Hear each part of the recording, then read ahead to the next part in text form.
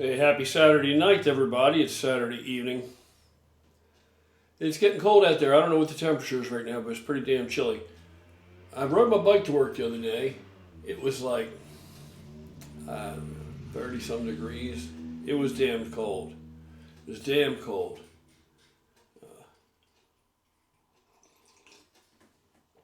Other than that, I haven't really done any riding for the past few days. As I've been saying and putting it off. It's time to take the bike off the road so I can make all the changes. I got a lot of parts coming in, and I got to make things happen so that when the spring is sprung, my bike is done. Anyway, I figured Saturday night would be a good story to tell. And there's lots of good stories. There's some I can't tell. There's some of the best ones. But there's still some pretty good ones that I can tell. I may have to omit or change some of the names to protect the guilty. Anyway, this one's not so terrible. It's funny. It was funny when you were there. And that's throughout the years, riding. This is all these stories are from when I was younger. I don't have any recent stories. Don't have any more recent stories. If Dave were still alive, maybe we would have some stories, but I don't have any more recent stories. But I'm too old for a lot of the behavior that took place in these stories. So, one night, it was a weekend night, of course. When the weekend would get here, we always knew what we were going to do the upcoming weekend. So we always had that to look forward to. You know how when you're young, you're working all week long and you're working for that weekend because you're young and you want to live. You want to live, man. So you're working for that weekend. And a lot of times you already have plans. You already got plans. Some people have plans for what they're going to do with their money before it's even in their pocket. But I didn't necessarily have plans in that regard. Because if the money was in my pocket, I was just going to do whatever I wanted to do at the spur of the moment. Back in those days, it's just the way that it was, the way that I was. But you always at least knew what you were going to do that weekend. So you were waiting for that weekend. You were just biding your time, waiting for that weekend. Because you already had big plans for the weekend. And of course, when you're young, you can go and do things during the week too, because you damn near almost indestructible. You can go out and tear it up, and you can still get up and go to work without feeling a whole lot of repercussion, physically. Of course, you get older, things change, up here, and physically with the body. So it was one of those weeks, and there was always either a poker run we were going to. I did do a scavenger hunt one time. That was okay. I like the poker runs are good. Or it was just a regular run. Or it was a party at somebody's clubhouse. Friends. Or it was just we were having our own party, doing our own thing. Or making a run. Having a run or something like that. So we always had stuff going down. And this was a poker run. And the poker run starts at the clubhouse.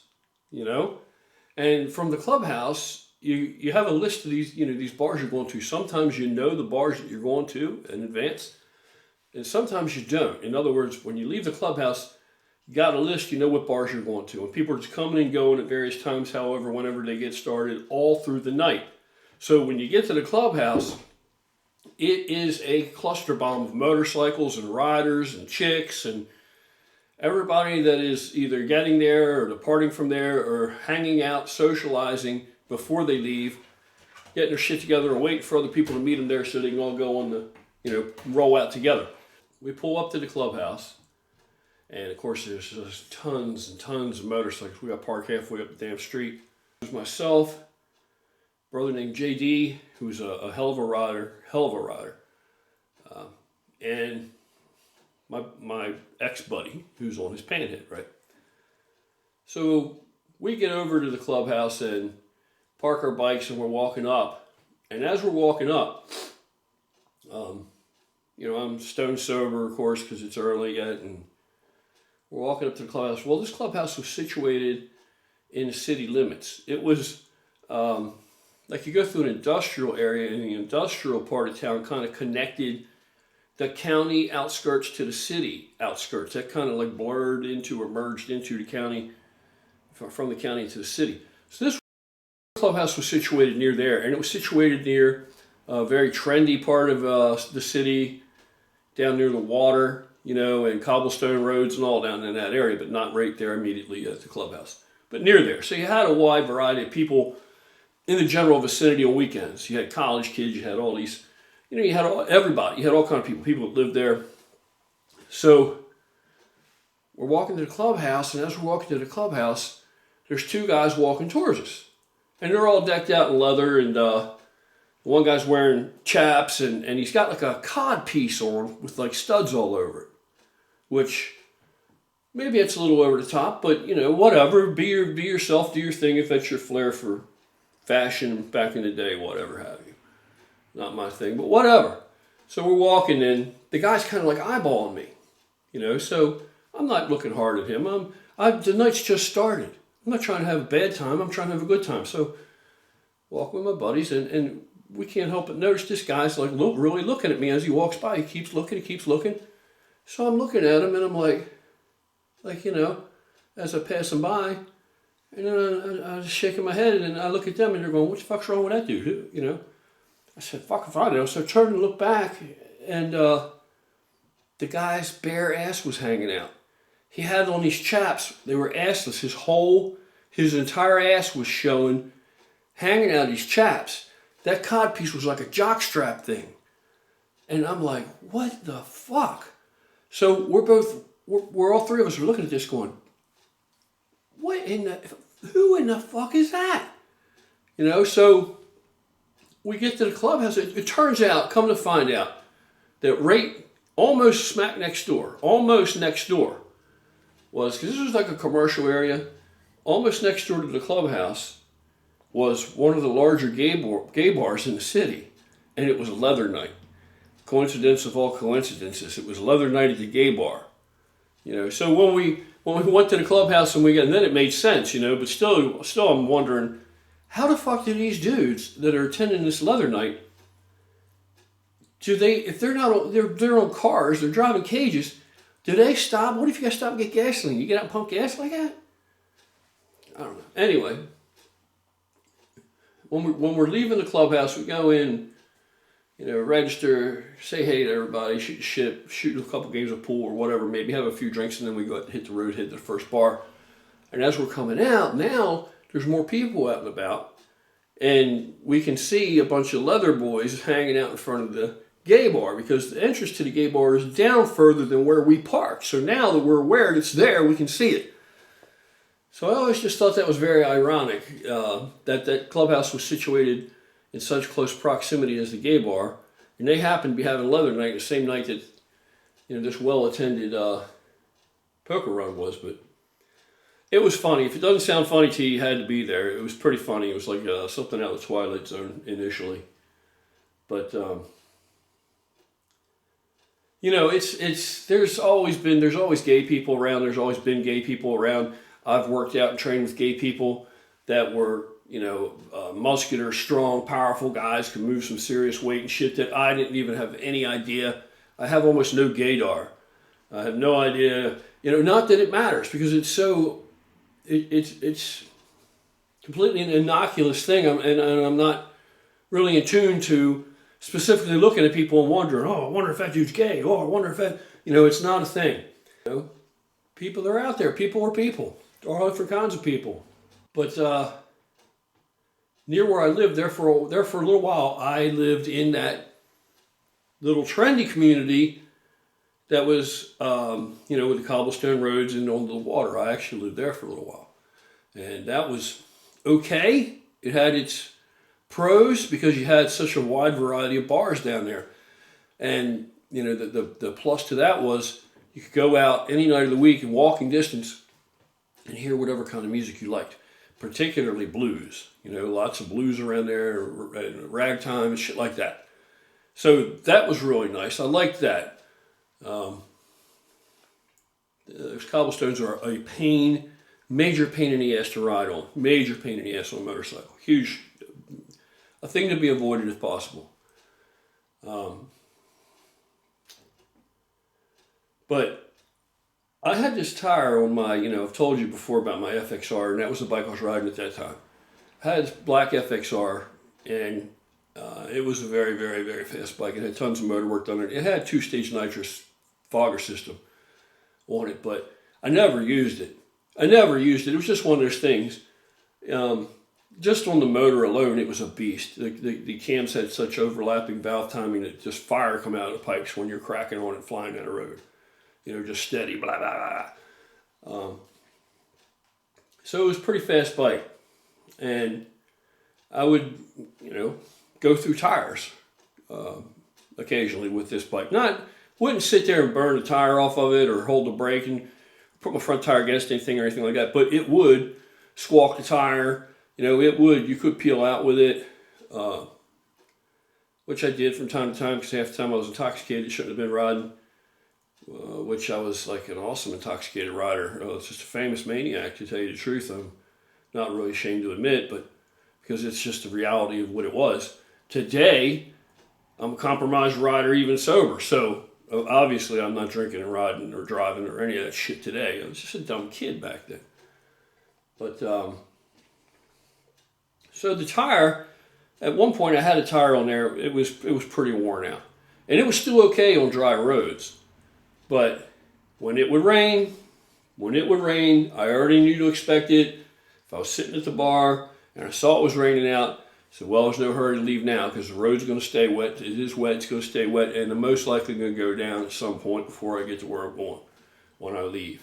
Because I always went down in the rain on that bike, because it's a city. It's stop and go, which is another whole dangerous thing in itself because you're in the city and it's, densely packed with traffic and there's this one street downtown that kind of sort of was in reasonably near proximity to the area I was living in, right, where all the cobblestones are and the water and all the horse shit in the harbor.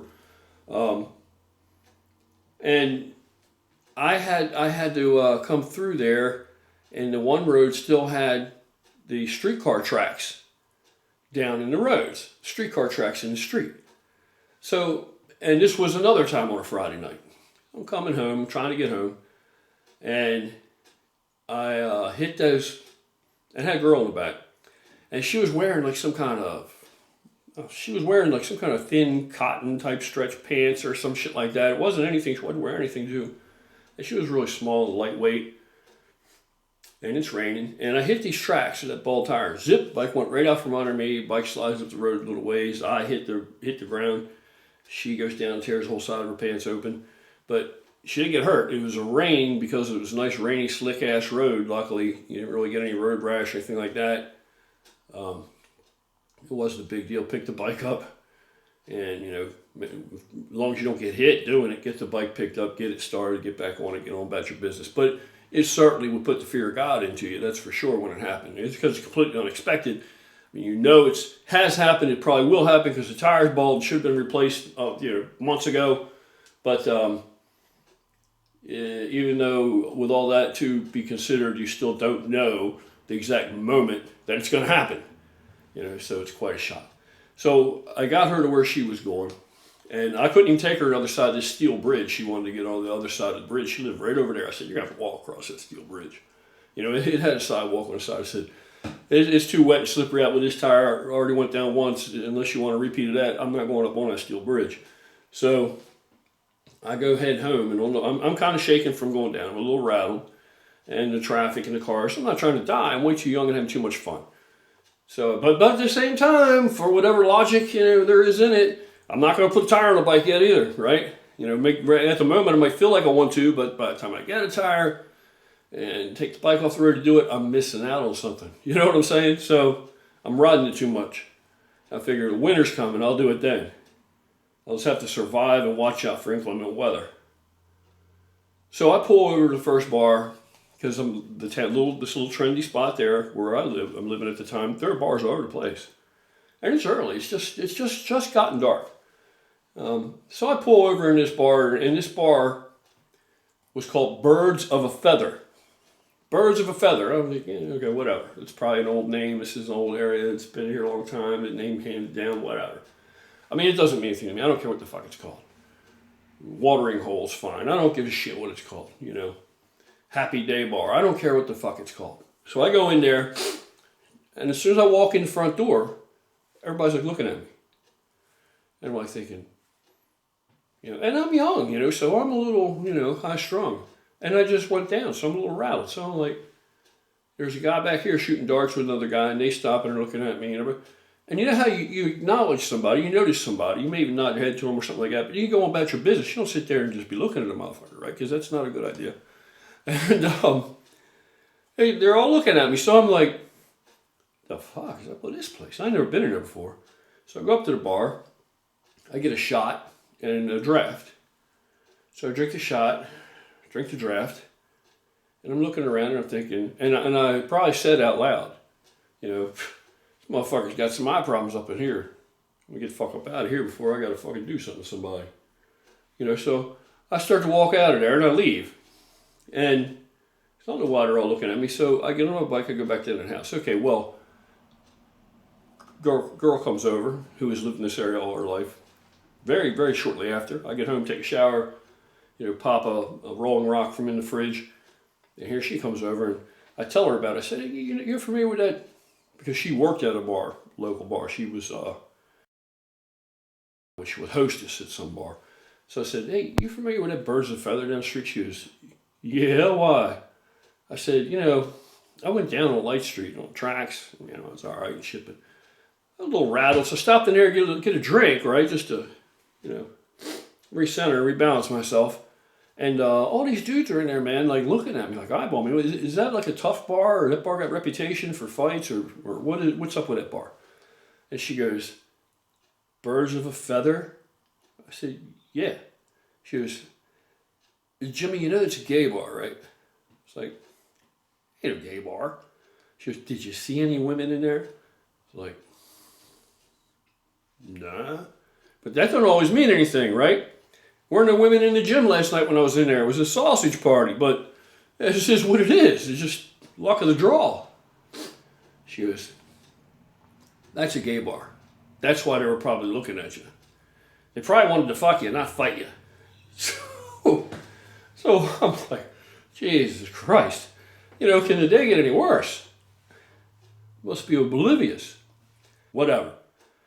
But there's just two funny occasions, I think I experienced. I've had there's a lot more. There's some more radical shit that's pretty crazy, but I don't know how much of that I'm gonna talk about if I talk about any of it.